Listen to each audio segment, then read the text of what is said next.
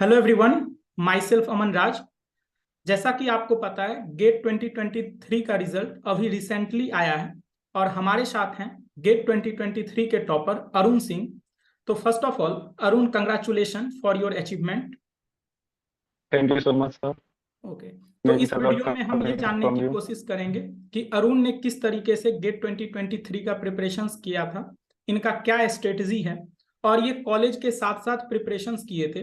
तो जो अभी कॉलेज गोइंग स्टूडेंट हैं वो किस तरीके से प्रिपरेशंस कर सकते हैं और गेट 2024 में अच्छे रिजल्ट सिक्योर कर सकते हैं। और आपको इनके मिस्टेक से भी सीखने को मिलेगा। जैसे होता ये है कि जब ये प्रिपरेशंस कर रहे होंगे तो काफ़ी सारा सिली मिस्टेक या और भी बहुत सारी डिफिकल्टियां इनके जर्नी में आई होगी।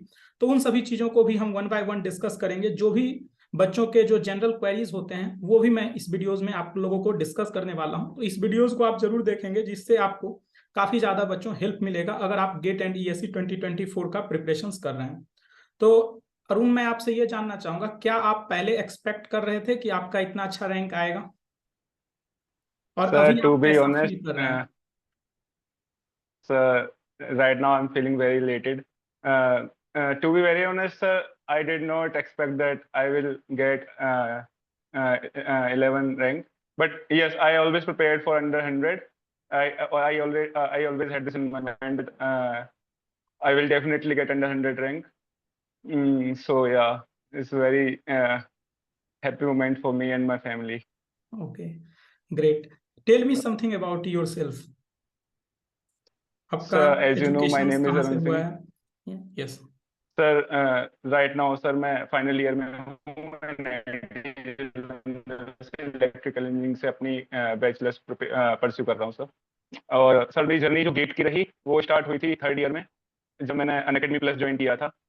तो थर्ड ईयर में जब मैंने गेट का फर्स्ट अपना दिया था, तो उस टाइम प्रिपरेशन इतनी ज़्यादा नहीं थी, 6 मंथ्स की प्रिपरेशन थी, तो सिलेबस ज़्यादा कंप्लीट नहीं हुआ था। क्योंकि मेरा गोल सर हमेशा से 23 का ही रहा था कि जो हमारा फाइनल अटेम्प्ट है उसके लिए ही प्रिपेयर किया जाए। लॉन्गर गोल लेकर भी चला था, ये नहीं कि 22 में शायद, ये नहीं कि बस ऊपर ऊपर से पढ़ के चले जाओ और 22 में अच्छी रैंक निकाल दो। मेरा था कि सर 23 में करेंगे, अच्छे से करेंगे पढ़ के। तो सिलेबस वहाँ पे कंप्लीट नहीं हो पाया था, बट हाँ मेरे 8 to 9 सब्जेक्ट्स कंप्लीटली प्रिपेयर्ड थे, तो उनसे मेरी रैंक सर उस टाइम 775 आई थी। उसके बाद फिर मैंने कंटिन्यू रखा अपनी जर्नी को, और अब 11 है ये सब। ओके, तो आपने क्या सब रिसोर्सेज फॉलो किया था गेट के प्रिपरेशंस के टाइम में? सर अनअकैडमी प्लस पे जो भी कंटेंट मिलता था वो पहले फॉलो किया, अच्छे से रिकॉर्डेड लेक्चर्स देखे, कॉन्सेप्ट्स को समझा। उसके बाद जो भी पीडीएफ्स मिलते थे, असाइनमेंट्स मिलते थे, डेली बेसिस पे उनको सॉल्व करता था। और बुक्स सर एज बुक्स में मैंने कोई ऐसे बुक सॉल्व नहीं की, जस्ट जो सर ने क्वेश्चंस दिए थे वो डेली टू डेली में सॉल्व करता था और डाउट्स क्लियर कर लेता था बस। जैसे आप एनआईटी जालंधर से हैं तो मुझे पता है कि आपको कॉलेज भी अटेंड करना होता होगा। तो जो भी कॉलेज गोइंग स्टूडेंट होते हैं उनके साथ यस एक सर। सबसे बड़ा इशू रहता है कि सर दोनों को मेंटेन नहीं कर पाते हैं, कि कॉलेज भी और साथ ही साथ गेट का प्रिपरेशंस। तो वो चीज़ों को आपने कैसे बैलेंस किया था?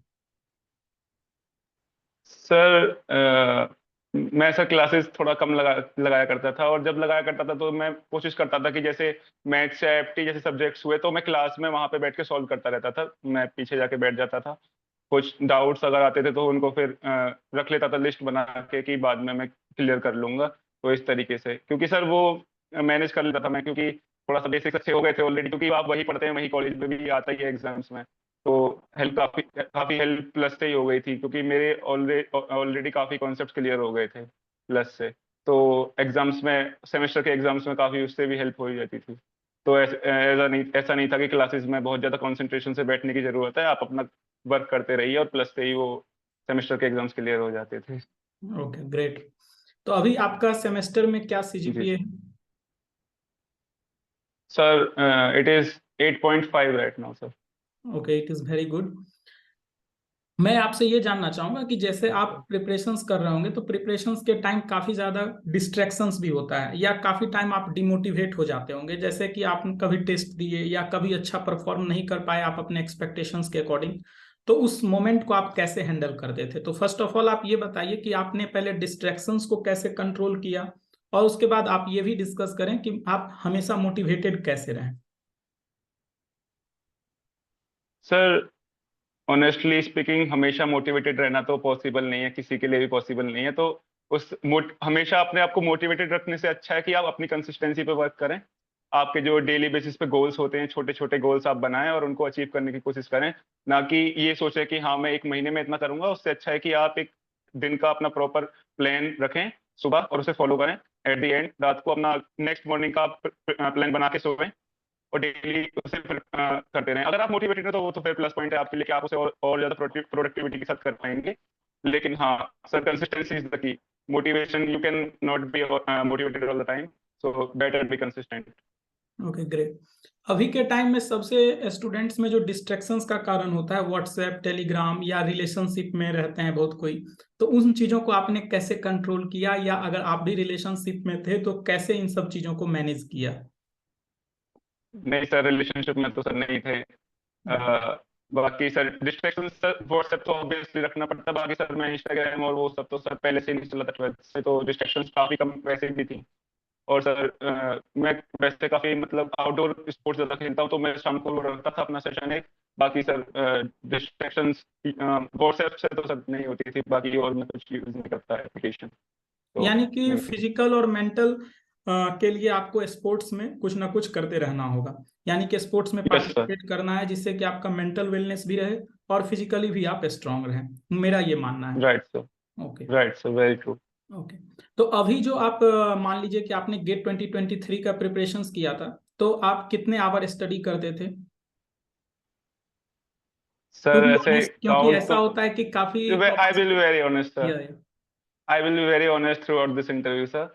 सर मैं ऐसे कभी काउंट नहीं करता था। सुबह बस मेरा प्लान रहता था। ऐसे कभी मैंने काउंट नहीं किया, to be very honest, very very honest.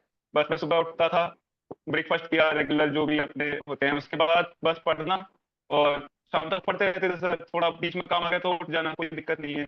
ऐसा सर मैं क्लॉक लगा के नहीं बैठा था कि हाँ मेरे को अभी इतना पढ़ना ही है। हाँ रेगुलर लेक्चर्स होते थे, वो अटेंड करने थे।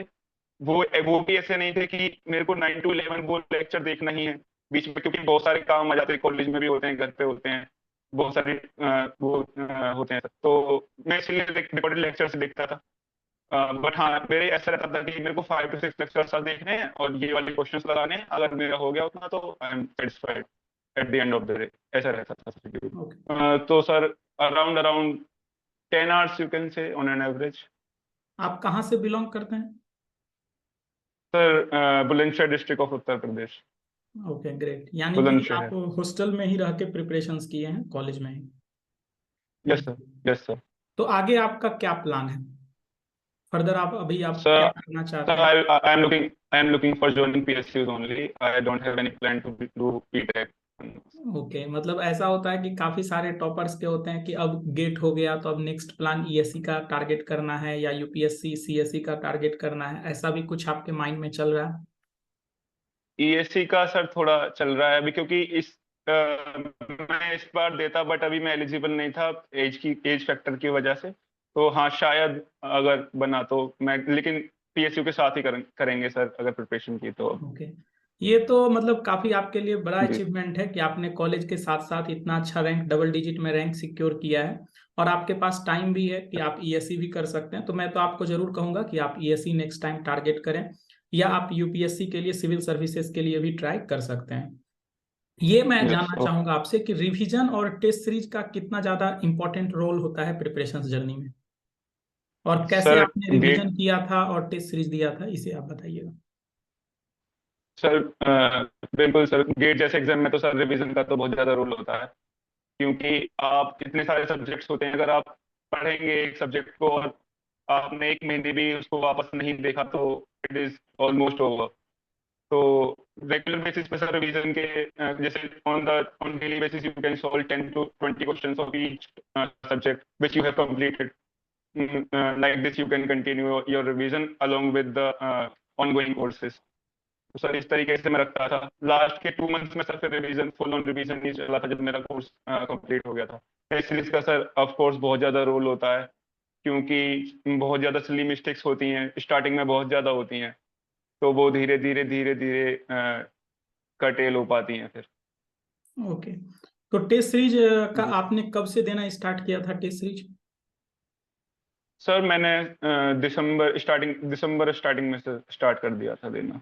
ओके। तो स्टार्टिंग में टेस्ट में हो सब्जेक्ट सकता वाइज है कि मॉक। आपके कम मार्क्स आते होंगे, तो कैसे उन सब चीजों को आप हैंडल करते थे और कैसे डे बाय डे आप उसमें इम्प्रूव कर रहे थे? सर यहाँ पे मेरा थर्ड ईयर का एक्सपीरियंस बहुत ज्यादा काम आया था, जब मैंने first time test series attend की थी गेट के लिए। तो वहाँ पे मेरा स्कोर 37 आया था आई गेस। तो मैं बहुत ज्यादा ऐसा था कि क्या मैंने जो पढ़ा है सही पढ़ा है, या कुछ क्या सुधार की जरूरत है। फिर मैंने अपने फ्रेंड्स से काफी बात की थी, तो वो कह रहे थे कि अभी स्टार्टिंग है, बहुत ज्यादा सिली मिस्टेक्स होती हैं ऑब्वियसली। देन सर मैंने ये डिसाइड किया था कि अब अगर ये स्कोर आया तो इससे अब ऊपर ही जाते जाना है, इससे नीचे कभी नहीं आना चाहिए। तो सर उसके बाद फिर सिली मिस्टेक्स अपने अपने आप से कम होती चली गई सर। टाइम भी क्वेश्चंस को कितना देना है वो अपने आप एल्गोरिदम काम करती है, वो माइंड में होती है, वो अपने आप चलती चली जाती है, बेटर होता चला जाता है। तो सर इस बार तो पिछला एक्सपीरियंस बहुत ज्यादा काम आया था। अगर लो स्कोर करता था तो पता चल जाता था कि हाँ रैंक तो इम्प्रूव हो रही है, इसका मतलब कि सबके लिए टफ ही था एग्जाम। तो वो मैच्योरिटी लास्ट टाइम से आ गई थी। जैसे आप कॉलेज से ही गेट के लिए प्रिपरेशंस करना स्टार्ट कर दिए थे, तो आपको इस सब चीज़ों के बारे में कैसे पता चला? आप इस सब चीज़ों के बारे में अवेयर कैसे थे? क्योंकि काफ़ी स्टूडेंट्स को पता ही नहीं रहता है कि गेट के थ्रू क्या सब अपॉर्चुनिटीज़ हैं, तो ये सब चीज़ों के रिगार्डिंग आपको कैसे पता चला? सर ये सर लॉकडाउन था उस टाइम पे, तो हम ऑनलाइन सेमेस्टर एग्जाम्स होते थे, तो हम क्रिएटर एक्सपर्ट के गूगल सर से पढ़ा करते थे। तो वहां पे उनके थ्रू हमको पता चला था कि गेट के थ्रू काफी अपॉर्चुनिटीज हैं, तो फिर हम इसमें शिफ्ट हो गए कि हाँ गेट करते हैं।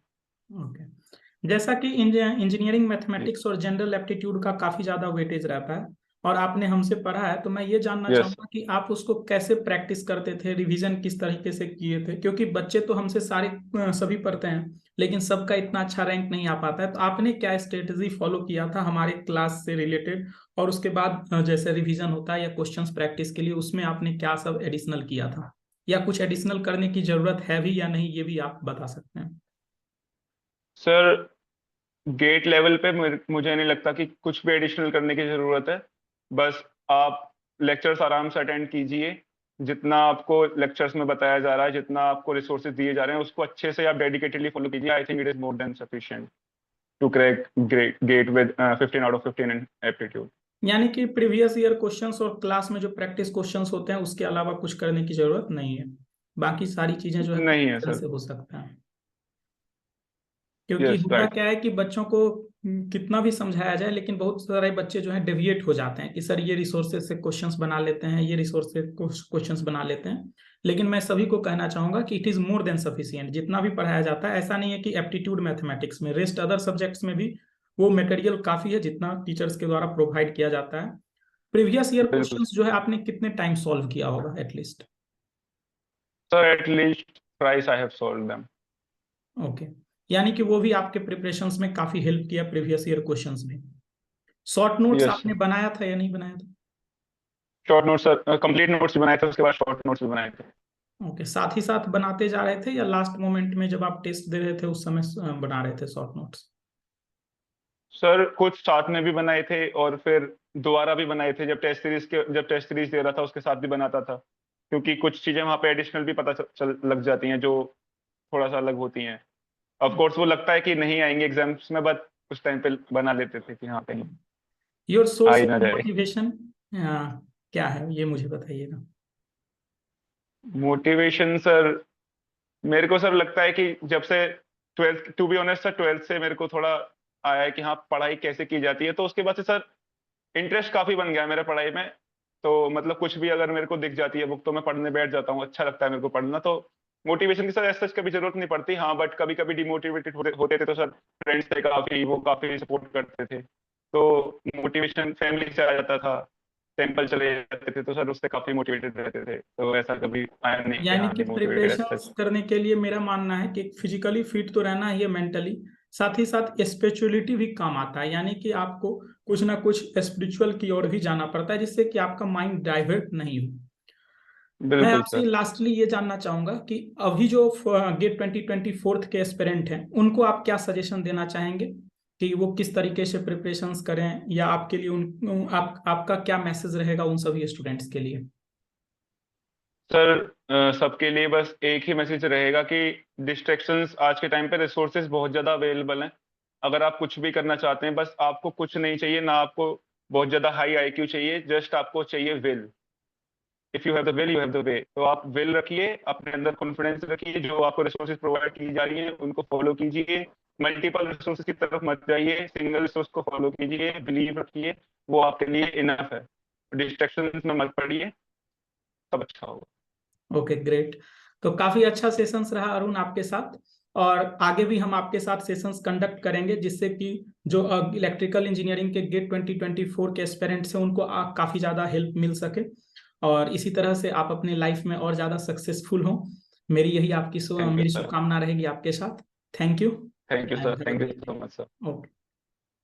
Thank you so much sir.